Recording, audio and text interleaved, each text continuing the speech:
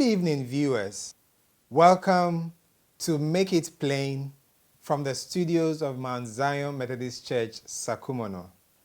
My name is Samuel Amponsa Kofi. We are continuing with our final part on the topic self-auditing in the areas of family, faith, and finance. In this part, we have Reverend Dr. Solomon Nortey, a minister of the Methodist Church Ghana with Mount Zion Society. Reverend Nortey is an investment enthusiast and serves on the board of a number of financial institutions. And we are happy to have with us this evening David Egyir. Uncle Dave is an architect. Uncle Dave is a lay preacher of the Methodist Church Ghana, a member of Mount Zion, and a life coach.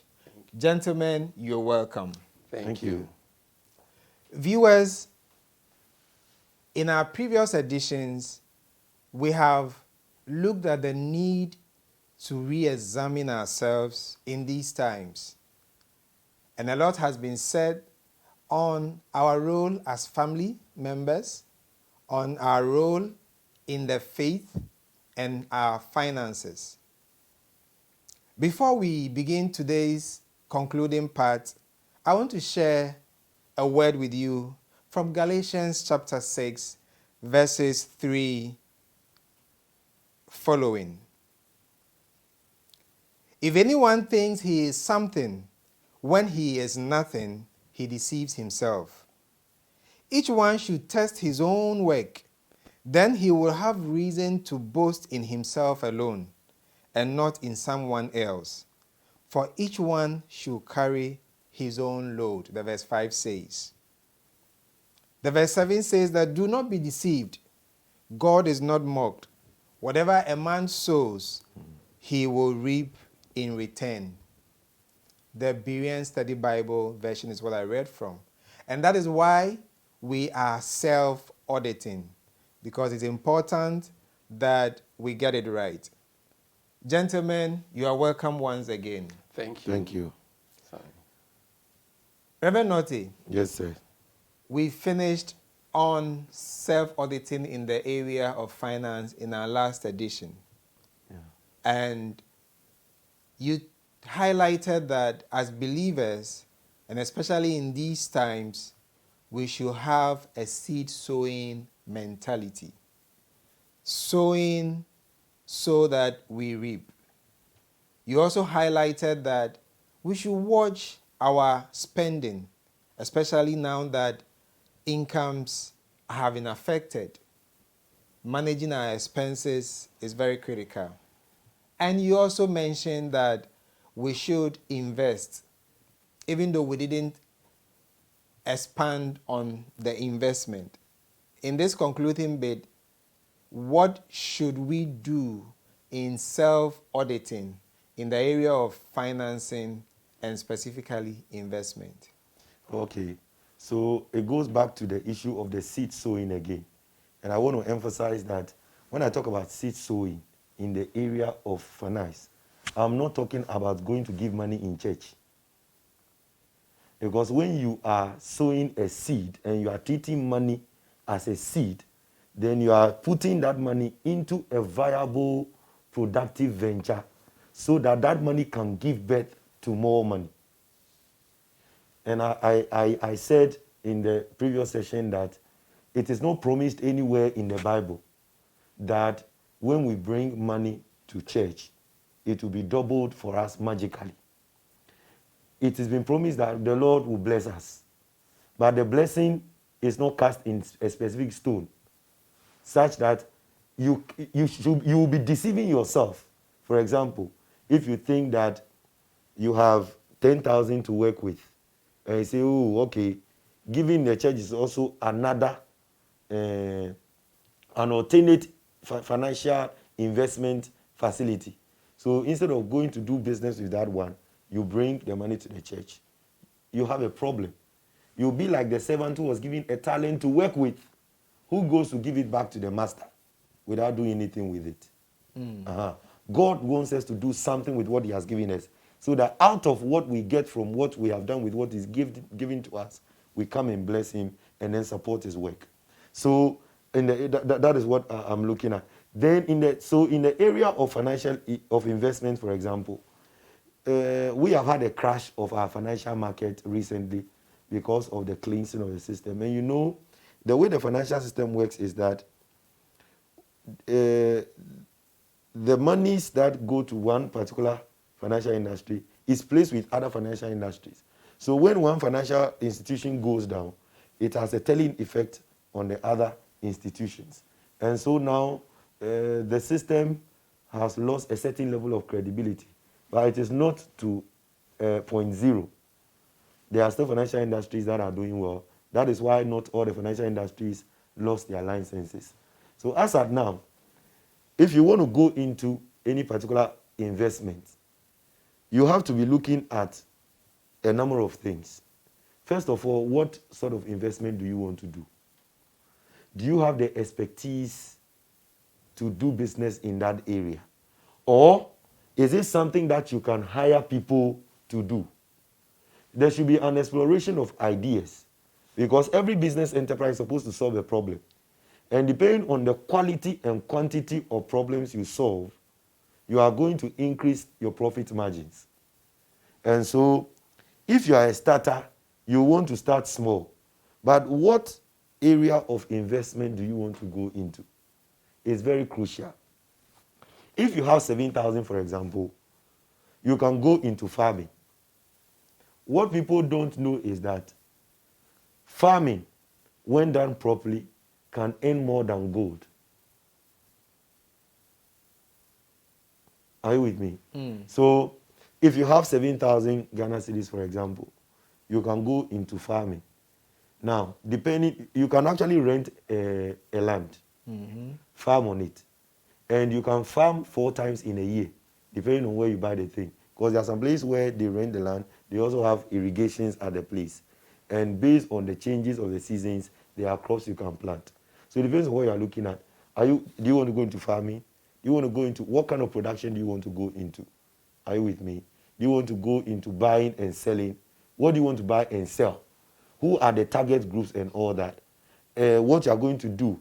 Are there any competitive necessities? Who is already doing that? What is making that market go or thrive? You need to ask yourself these questions before you go into that arena. So, depending on the sort of area you want to invest in, there must be due diligence and serious investigation as to how things work within the particular industry where you want to do the investment. Issues of capital will come in later when you have had a serious draft, a comprehensive draft of exactly what you want to do. Then you go in. But it is very important that anybody who wants to start a business afresh learns to start small so that you grow in it. Because as you grow in a business, you develop experiences that help you. Now, when you are going into an investment, there are a number of things to look at. The investment you are going to do, what is the level of acceptability of what you're going to do? Are you with me? Those who need those things. Accessibility is, how are people going to get those things easily from you if it is acceptable to them? But before they even the things become accessible to them, there is a question of affordability.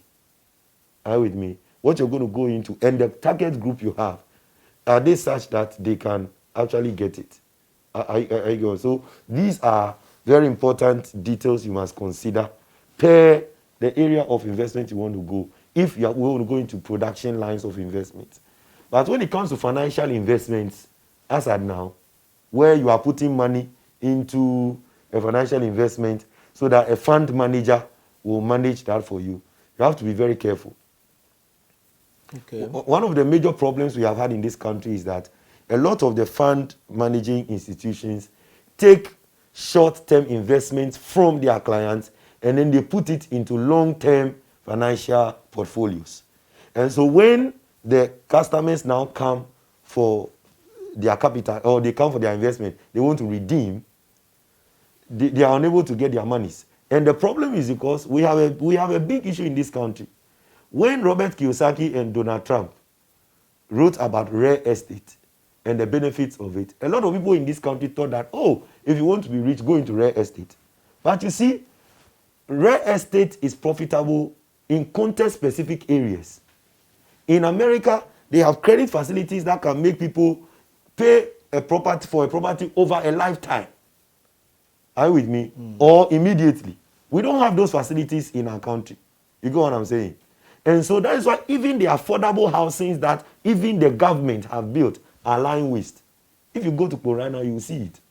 There are so many affordable houses that have been built. Nobody is occupying them because the average Ghanaian can't buy it. How much more when a private person goes to do that? And so a lot of them place the short-term investments in those things, and that's what caused the crash. And so you must do due diligence to check the level of integrity of a financial industry before you place your monies with them.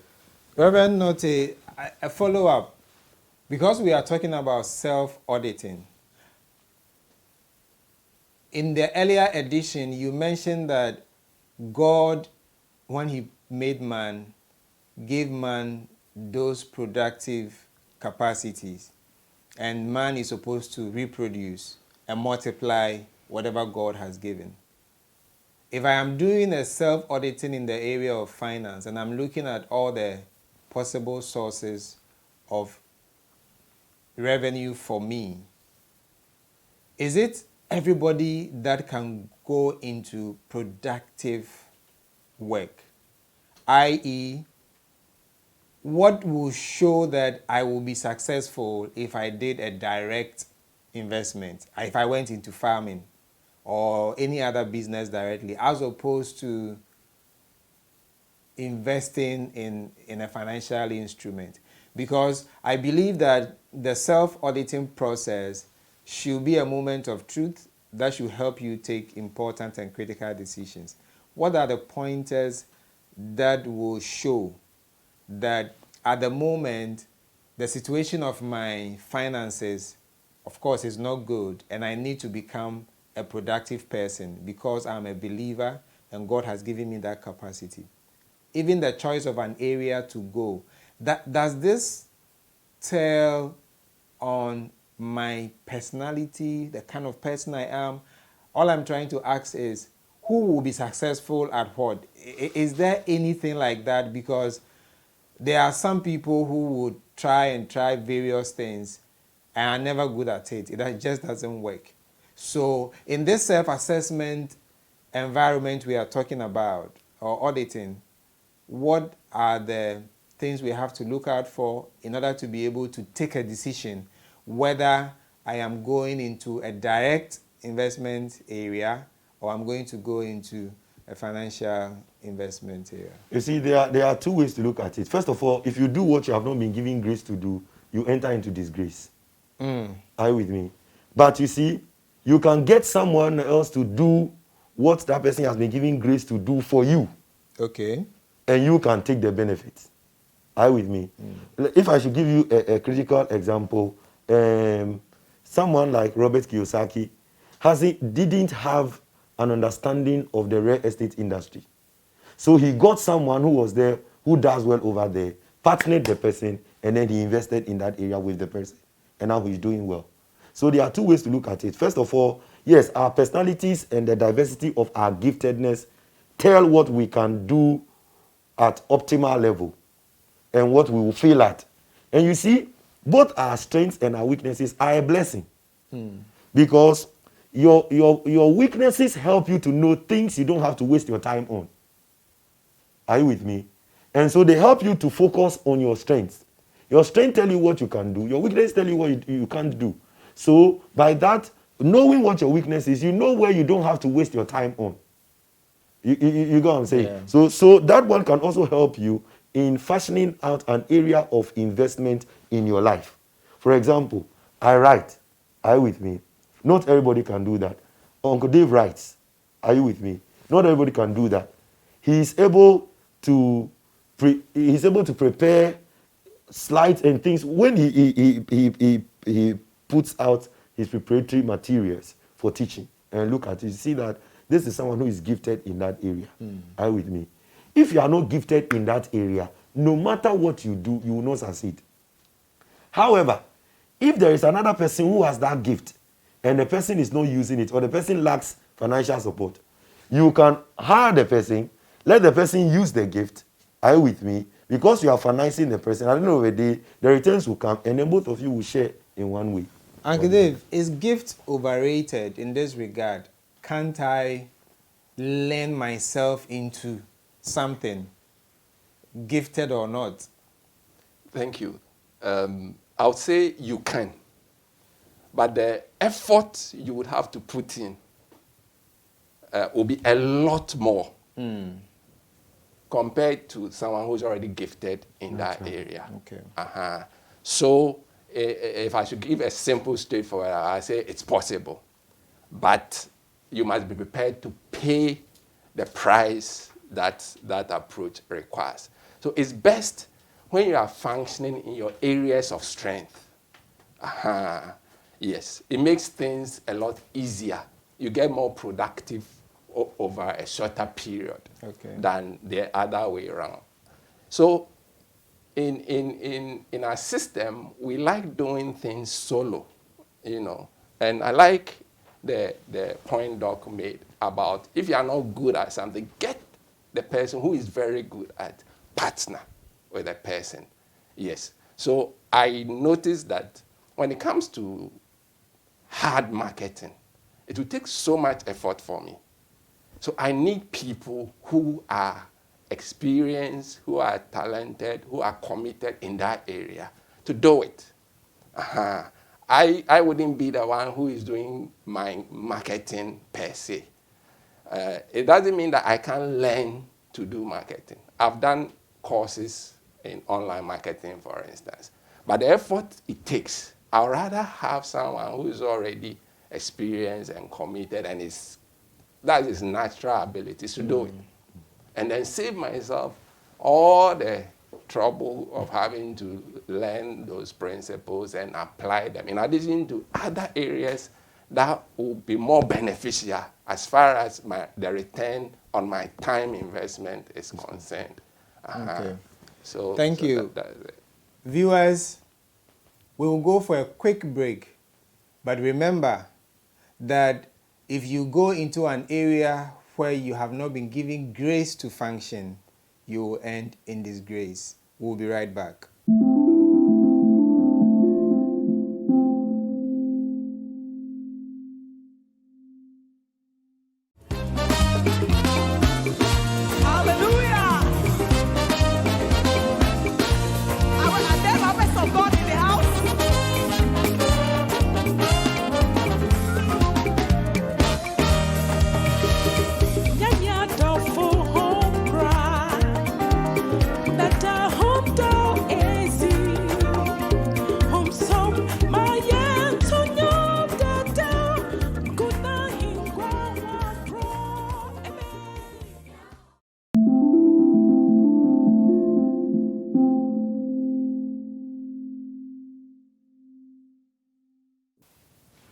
Welcome back, viewers.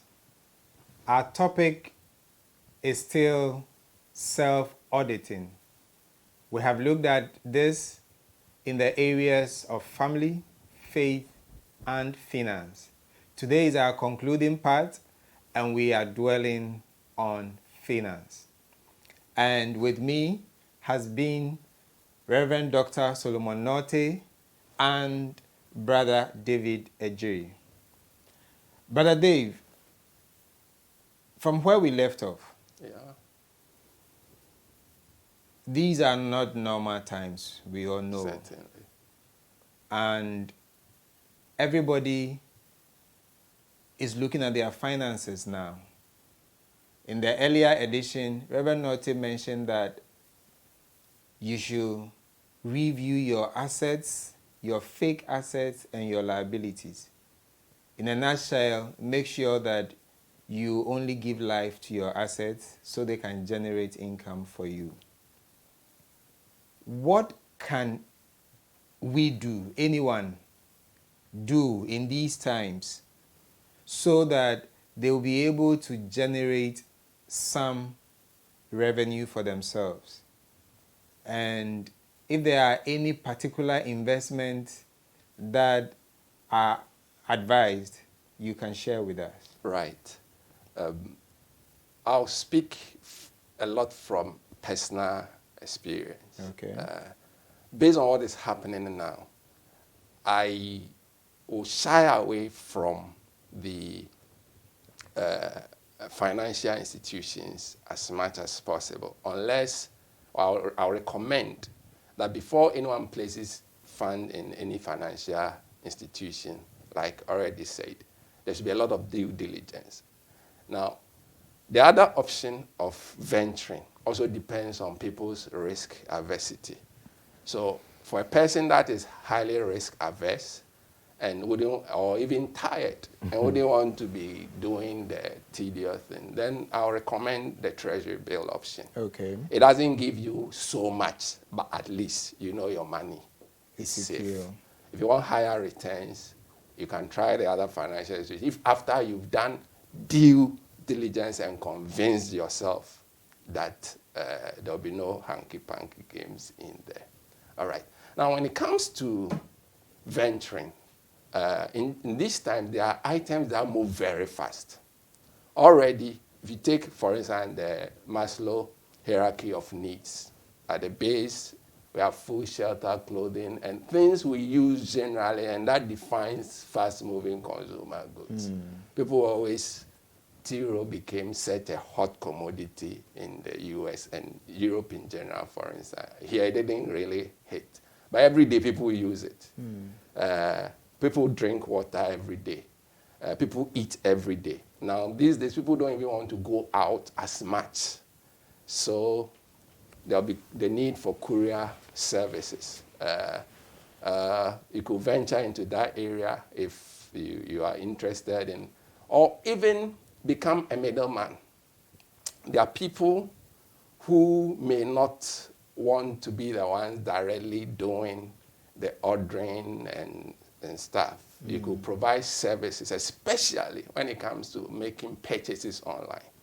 More people will be doing purchases online, okay? But there are people who are not too much online oriented. One could offer services to such people, shop online for them, and get items delivered by other courier services. So, but about 2 weeks back, I think we talked about doing marketing, market shopping for busy families. Yeah. You could do the same thing in this time without necessarily having to go to the market. You could do market shopping for people still, but do it online. Okay. It becomes something like a drop shipping. So the delivery will be done without your involvement. Okay. So you get the orders, you do the order online, the people deliver the item directly to the families that you place the order for. So you can sit back and just be taking, it won't be big profits, but small profit, but with the multitude of it, the multiplicity of it will give you some returns. Yes, cooking is there. When it comes to clothing, people are not going out too much this time. So maybe I wouldn't recommend that. But generally, things around what people need at this time. I think the other previous discussion, we talked about offering online services as well. That also still comes in handy, where you could develop online applications for even businesses. There are a lot of businesses who are yet to go online. And at this time, everybody knows that online is the way to go. They may need help to be able to go online. Those who don't have websites, you can develop website for them. But you may not even be the one who is doing the development of the site. Yours is to get the business. There are 1,001 people you can get, even online, without even meeting anybody. Yes, you can do online for somebody without even meeting the people who actually do the development. So you can just serve as a middleman and be doing this. There's a whole lot, especially when it comes to making money online. I think that we may need a whole session to deal with the various options of making money online. Thank you, Uncle Dave. Reverend Nortey, Yeah. any specifics for church members, believers who in these times need to make some quick money to make their finances stable? Okay. So the first thing you want to do when you realize your finances are not stable is to check yourself, like we have said. Now, when you find yourself in a hole that you don't like, you stop digging. And so this must take honest self-assessment. You see, check your expenditure pattern and see where are the leakages. Then you stop those ones, and it will take discipline to do that. Okay. Once you stop that, you are now going to look at how to empower or strengthen your assets. In the area of businesses, for example, within such times, one of the things that I have so much bought into is bread. You know, people are at home and they are eating a lot of bread. So much bread. And I did an analysis and realized that, listen, if you are into bread and you can find people to supply bread to, you have so much money. You can make so much money. And a lot of the times, we don't look at those things. Breakfast. Properly packaged breakfast. Where you have a stand at maybe a traffic area where you can actually sell to people, or there are various offices where you can sign up with them and then go and provide them breakfast if they don't have canteen services in those places. These are consumables, and they go really fast. And we must always make the effort. You see, sometimes instead of looking out for the opportunities, we want things to come easily at us. But if we are able to, we are, let me say, we should be adventurous, and then we should also be very assertive. We should be proactive and look for opportunities. For example, if you go to an office where maybe the people come in very early and they go late, and you go and tell them, please, I can supply you fresh tomatoes, fresh onions, fresh pepper if you want those things, every Friday for your weekend. Then you take samples to them. The whole office, this block, you go there. The next block, you go there. The next block, you go there. The first day, maybe you may have just one person saying, oh, okay, you bring me some and let me see. Or I have a place where I buy them. You can go and take yours from the source. And I used to do that, where I used to order for things from Asesewa. And what will cost me 200 Ghana cedis in Tema to buy can cost me 30 cedis at Asesewa. If I add transportation cedi to it, let's say 50 cedis. And yet in Tema, when I go to Tema market, I get it for 200 Ghana cedis. So if I go and pick these things from Asesewa and I bring them to Tema, and I reduce mine a little on the front and I have them fresh, I can get so many people in the various business houses selling to them. Are you with me? Now, these deliveries I can make maybe once or twice a week. And I have a whole lot of time on my hands to do other things.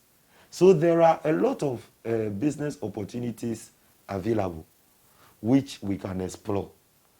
Now, we are in a church. In this church, for example, everybody in the church is a customer. Depending on what you do and the quality at which you deliver on the goods or services that you render, everybody is a potential customer. So one of the skills you need to develop when it comes to business, enterprise, and profit making is good interpersonal relationship. Because that becomes the line by which you connect to the people, to your customers, and all that. But if you are someone who hasn't got that nice personality, you will not be able to make any useful gains, even if you are in business. Even if you are able to get customers, you will not be able to maintain them because your bad habits and bad relationship skills or interpersonal skills will drive them away. So we need these things to be able to advance in our profit-making quest. Thank you, Reverend Nortey. Viewers, I believe that these nuggets will go a long way to help us make some money. It is always good to remember that God created us with productive capacities, and at all points in time, and especially in times like this, we must respond appropriately by being productive. Awesome. What will be your concluding remarks for this subject? We have looked at self-auditing in the family. We have looked at self-auditing concerning our faith and now finance. Concluding remarks. I know that the mother, the father, and the child in the family have had their share.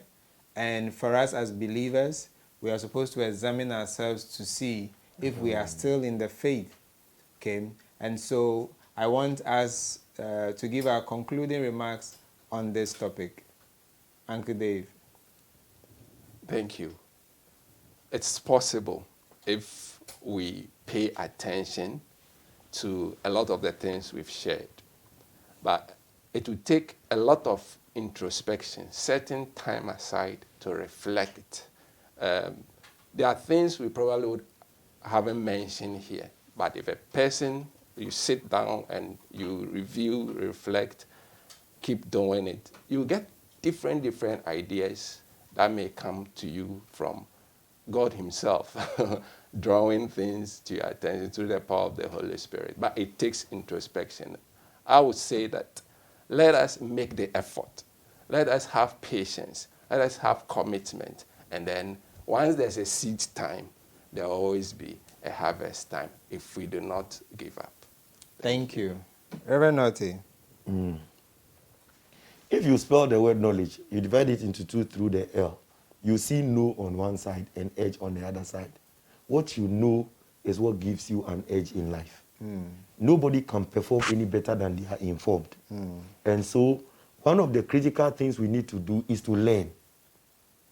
We should read a lot because you cannot lead any better than you read. Are you with me? We need to learn. We need to make ourselves learners.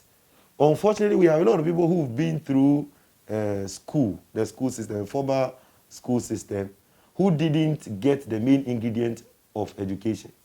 The purpose of going through that system is for you to develop the habit of daily learning.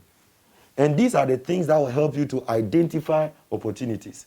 As I shared on the other time, I had to book a seat with an 18-year-old multimillionaire on social media, on a webinar, to learn how he makes money. And I was surprised that there are simple ways that I could make money, but I already have the potential. I've been writing and doing all kinds of things. So I could easily do that thing. And I didn't know until I learned.